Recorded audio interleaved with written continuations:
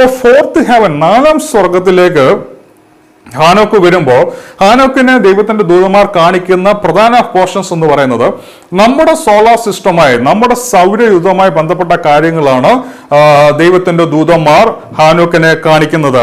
നമ്മൾ ശ്രദ്ധിച്ചോണോ, solar system, നമുക്കൊരു സൗരയുധം ഉണ്ടെന്ന് നമ്മൾ എന്നാ പഠിക്കാൻ തുടങ്ങിയത്? അല്ലെങ്കിൽ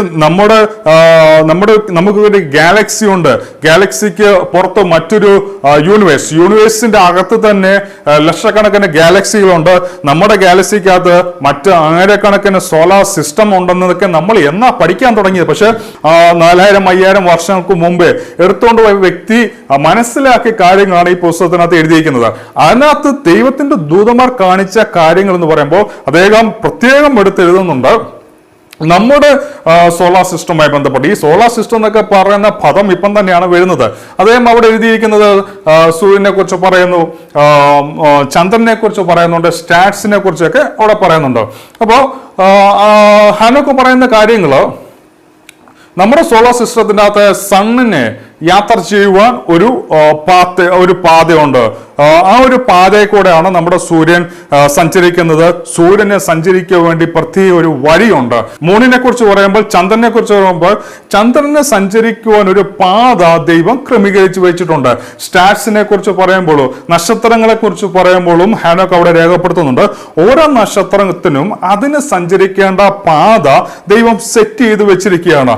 നമുക്ക് ഇന്ന് ചിന്തിക്കുമ്പോൾ നമുക്ക് ഇതൊക്കെ വലിയ ആശ്ചര്യമായിട്ട് തോന്നുന്നില്ല.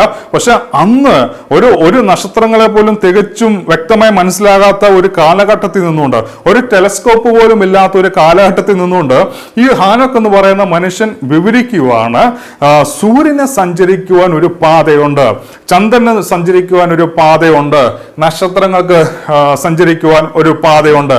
സൂര്യനെയും ചന്ദ്രനെ കുറിച്ച് പറയുമ്പോൾ അവിടെ സീസൺസിനെ കുറിച്ചും ഹാനോക്ക് രേഖപ്പെടുത്തുന്നുണ്ട്. അതായത് കുറച്ച് കാൽക്കുലേഷൻസ് ഒക്കെ അവിടെ പറയുന്നുണ്ട്.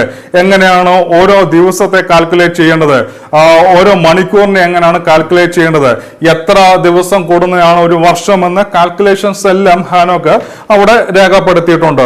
അപ്പം സണ്ണിന്റെ സഞ്ചാരപാതത്തെക്കുറിച്ചും ചന്ദ്രന്റെ സഞ്ചാരപാതത്തെക്കുറിച്ചും നക്ഷത്രങ്ങളുടെ സഞ്ചാരപാതത്തെക്കുറിച്ചും ഹാനോക്ക് അവിടെ വ്യക്തമായി എഴുതുവാൻ ഇടയായി തീർന്നു. അപ്പോൾ ചുരുക്കി പറഞ്ഞ നമ്മുടെ സോളാർ സിസ്റ്റം എന്ന് പറയുമ്പോൾ, നമ്മുടെ സോളാർ സിസ്റ്റം എന്ന് പറയുന്നത് എന്തുവാ? നമ്മൾ വസിക്കുന്ന ഈ ഭൂമി, നമ്മൾ ഈ വസിക്കുന്ന ഭൂമിയിൽ നമുക്ക് വേണ്ടി ഒരു സൂര്യനുണ്ട്. സൂര്യൻ എന്ന് പറയുമ്പോൾ എന്തുവാ? സ്വയം പ്രകാശിക്കുന്ന നക്ഷത്രം, സ്വയം പ്രകാശിക്കുന്ന ഗോളം. സ്വയം പ്രകാശിക്കുന്ന ഗോളത്തെയാണ് നമ്മൾ നക്ഷത്രം എന്ന് പറയുന്നത്. അപ്പോൾ നമ്മുടെ സൂര്യൻ എന്ന് പറയുന്നത് നമ്മുടെ ഈ ഗാലക്സിക്കകത്ത് അല്ലെങ്കിൽ നമ്മുടെ ഈ പ്രപഞ്ച